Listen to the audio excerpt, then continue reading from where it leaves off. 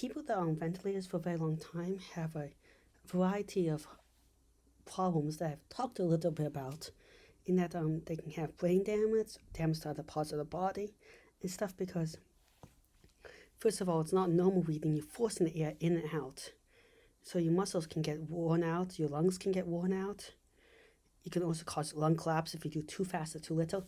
And it's hard to get the exact numbers.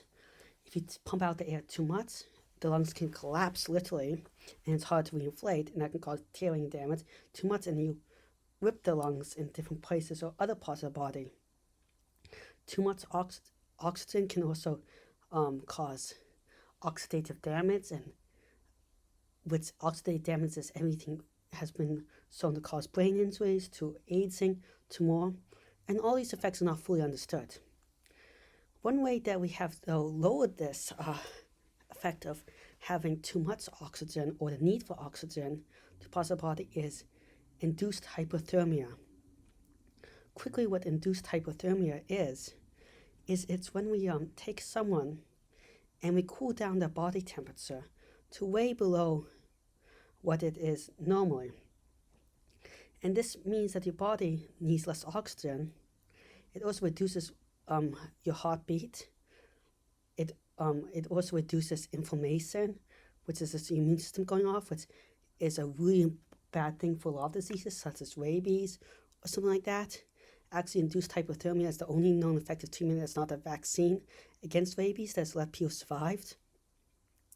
It helps in brain strokes of all sorts because your brain doesn't need as much, and really lowers the bad immune system. But it also might be useful for something like people in the COVID-19 epidemic to really look at it, or people that are currently on ventilators for a variety of reasons. Just let's put them in this induced hypothermia. And to give you an idea how much, about for the first couple of degrees, every 1 degree is about 5% less oxygen you need, which for the brain not to get damaged. If you get around 22 degrees Celsius, it's about 25% less than normal you need. Significant, and over long periods of time, this might be a huge help. It might even be a bigger help in diseases like COVID-19, which we mainly think kills you by inflammation going out of control and really making you sick that way, because cold reduces inflammation even more. Besides buying time, it also, this whole idea of this buys time, so if anything goes wrong, you have minutes to act instead of seconds or hours to act. Now, I don't want to make this sound simple, because it is not a simple thing, as you have to cool down the whole body nicely. It's easier to maintain this cold temperature than to first do it.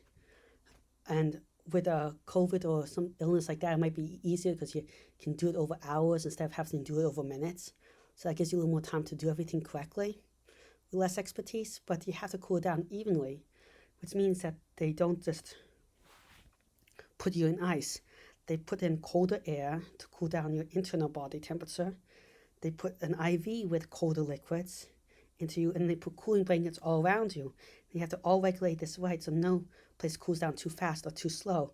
And they cool you and the different parts of the body have to cool at different rates.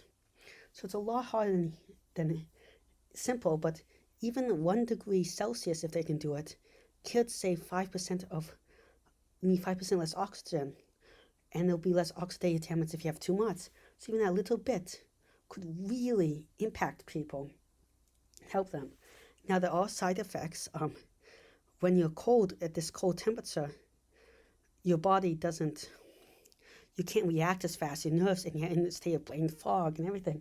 But people on ventilators are already usually totally not conscious and everything. So being drowsy and brain fog is not actually that big of a deal in this case. And it's a lot better than dying and having permanent brain damage. So it's something to think about, definitely. I hope you found this interesting. Please like and subscribe. It really helps the channel out. Thank you very much. Goodbye.